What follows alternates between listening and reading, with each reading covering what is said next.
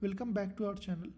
So today this is the fourth lecture of this series, and this is third lecture of the chapter and also the end of this chapter. So in this today's lecture we'll understood what are all the some of the failures that we are getting when we scale data by distributing on multiple servers. So in the last lecture we understood why our data should get divided into like all the business logic should be divided into one server, and then all the data layer things should be another server. So in today's lecture, we'll understand what are some of the failures that we can come up with when we do like when we have multi-distributed servers. Let's go through that. So when we utilize multiple machines with their own disk drive, network interconnects, and processors and memory units, the chances of having a failure becomes very significant concern. So for example, like we can consider a disk failure example. So let's suppose we have a disk which has probability of failing like 1 out of 1000, which is not a very major concern. But if we can have we have like thousands of such disks, then the probability of at least one disk failing on a given day becomes 1, which is not good, which is kind of concern for us. So and when we have like disk unavailable, the problem that we see is we lose our data. All the data being served from the disk becomes unavailable, and it takes a lot of time to get it recovered back. So let's understand by having like, so we have a table from we can get the insights from the Jeff Den, who gave this talk in Google Data Center around 2009. So he gave some of the failures that he found in last 1 year, and what are their impact and how they can like also harm your system. So the table in the table he has explained like the failure events per year for a cluster in a data center. From this is from Jeff Den's talk in Dean 2009. So in the event of overheating, the powers down most machine, and it is like less than 5 minute time, and it takes like 1 to 2 days to get it recovered back. So you understand, right? Like the issue with caused in less than 5 minutes by having overheating took us like 1 to 2 days to get it recovered back. So we have to make sure that this problem doesn't come into our system. PDU failure. So we'll understand what is this PDU failure is. Let me see. Hmm. So PDU failure is a power distribution unit. That is how multiple devices are designed to work. Typically happens 6 year lifespan. Also in relation to, okay, what are the come of the PDU problem? So inconsistent power supply can lead to equipment failure, data loss. Okay, so it's kind of the PDU stands for power distribution unit. So what I'm understanding, like our power is getting distributed into multiple units. If that part get failed, so it can impact like 500 to 1000 machine to suddenly disappear, and it takes around 6 hours to come back. So that's also a big problem. Then we have rack move. What is rack move? Mhm. So rack move or a data center rack relocation is a process of moving an entire populated IT equipment rack from one location to another. Okay, okay, got it. So when we do rack move, so we see plenty of warnings, and like the possibility of 500 to 1000 machine getting down is also possible, and it takes around 6 hours to get it back and recovered. Next event that can occur is network rewiring. So when we do like rewiring in the network, it can cause like 5% of the machines to go down over a 2 day span. Then again, rack failure, it can impact like 40 to 80 machine instantly getting disappear, and it takes 1 to 6 hours to get it back. So there are plenty of these, like rack go wonky, 40 to 80 machines, see 50% packet loss, network maintenance, like it can cause like 30 minutes of random connectivity losses, router reload, router failure, minor DNS blips, individual machine failure, hard drive failures, which can impact like thousands of hard drive failures, kind of things. So when you are distributing a stateless compute across multiple servers, failures can be managed relatively easily. Let's understand how. So if the server is responsible for handling user request failures, the request can be redirected to another server. Quite possible, right? Or a new server can be added to take over the workload, correct? Since stateless compute does not rely on any specific data stored on a server, any server can begin serving those requests from any user without the need of load specific data beforehand, right? So let's suppose anything is failing, we can always replace it with some other server without our because that's the benefit of having a stateless server, right?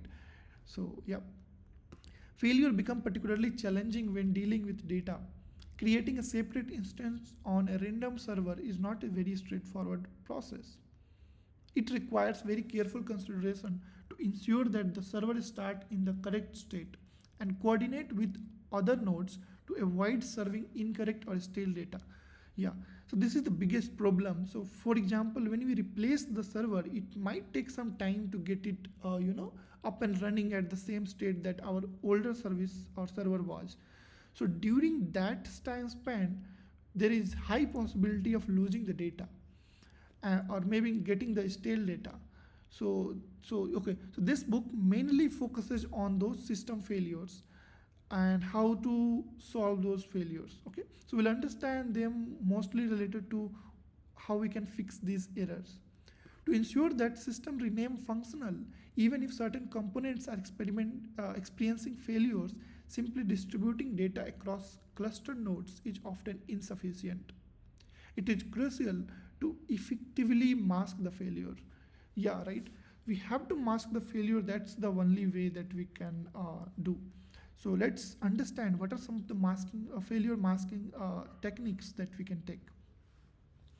So replication or masking failures. So replication plays a very crucial role in masking failure and ensuring the service availability. For example, if data is replicated in multiple machines, even in the events of failure, clients can connect to server that holds a copy of same data. So what is trying to say, we can have another server which is having the exact similar copy of data. So in case something get failed, we can always reroute and we'll make sure that we are not losing any data because that will hold the copy of exact same replica of those data.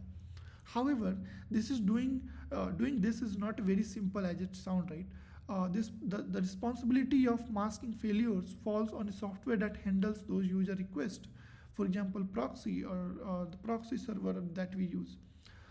The software must be able to detect failures and ensures that our inconsistencies are not visible to the users, right?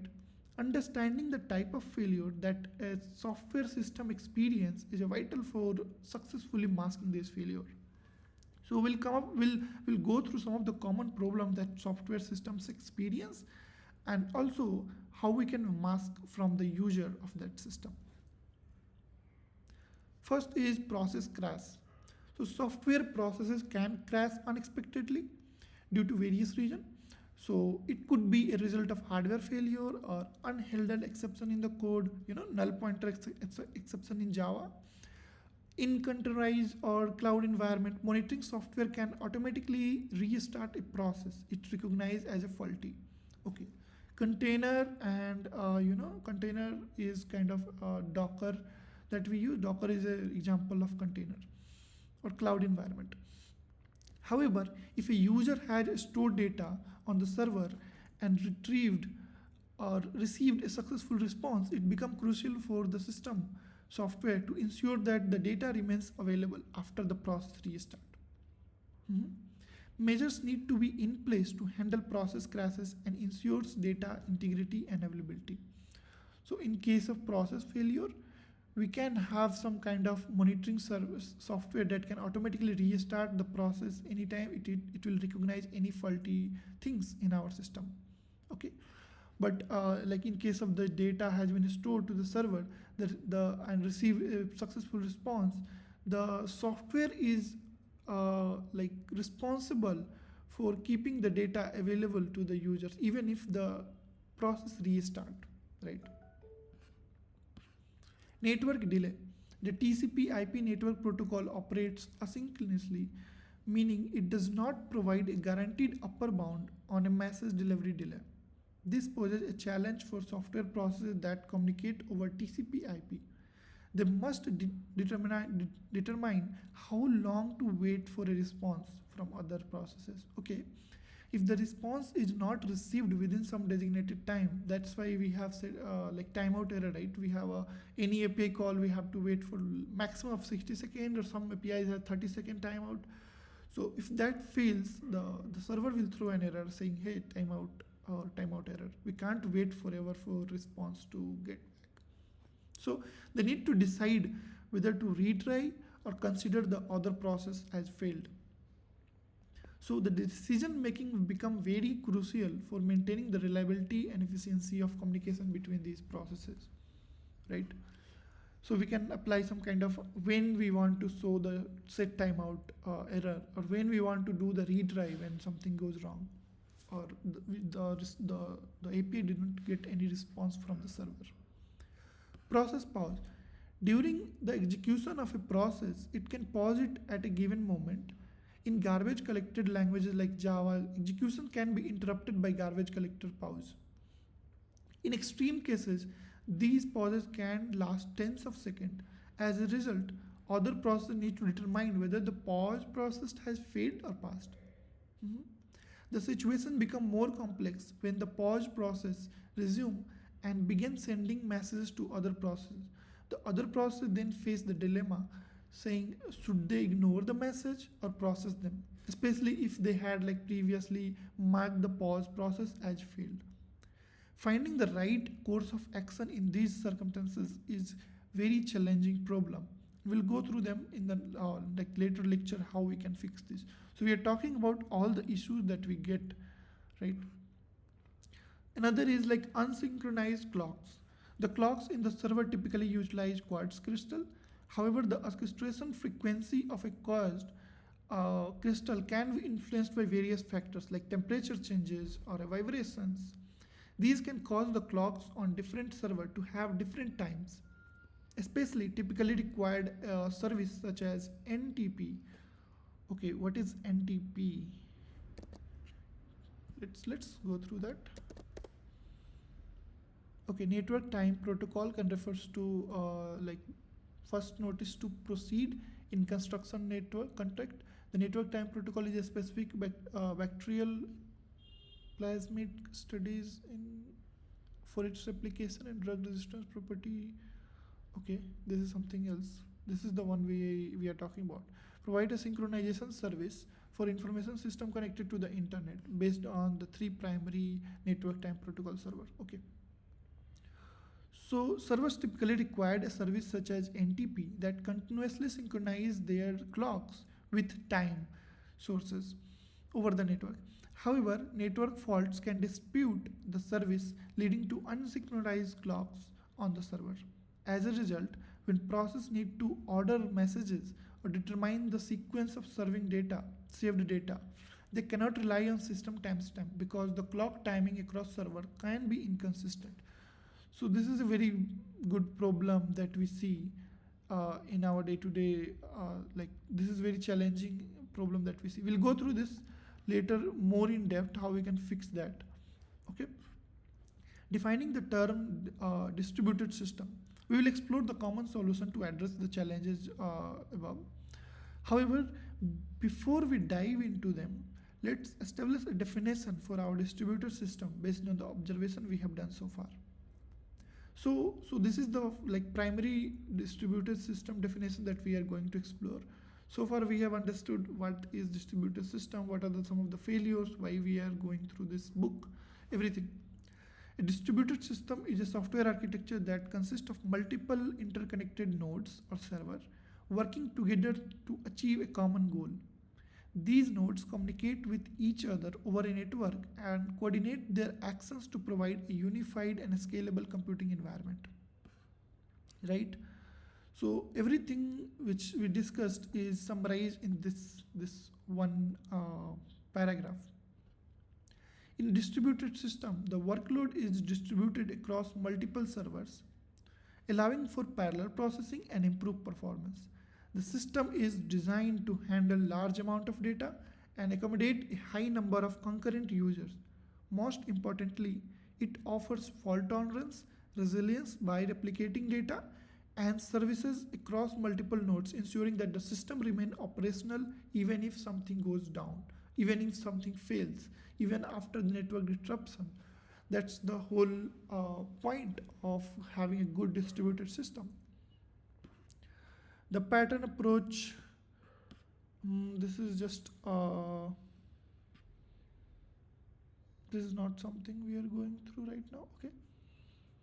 Okay, so this is all in the chapter 1. So what we all understood, we understood, if I summarize in just one line, we understood why we are not limited to single server and why we need multiple servers, you know, to, and then why we should separate our business logic and data layer, then how we can partition data, then some of the failure that we may encounter, how we can mask those failure, and then the exact definition of distributed system. So that was all for this lecture. In the next lecture, we will start with our overview of the patterns. We'll start going through the each problem one by one, and we'll also understand how we can fix them in real scenario.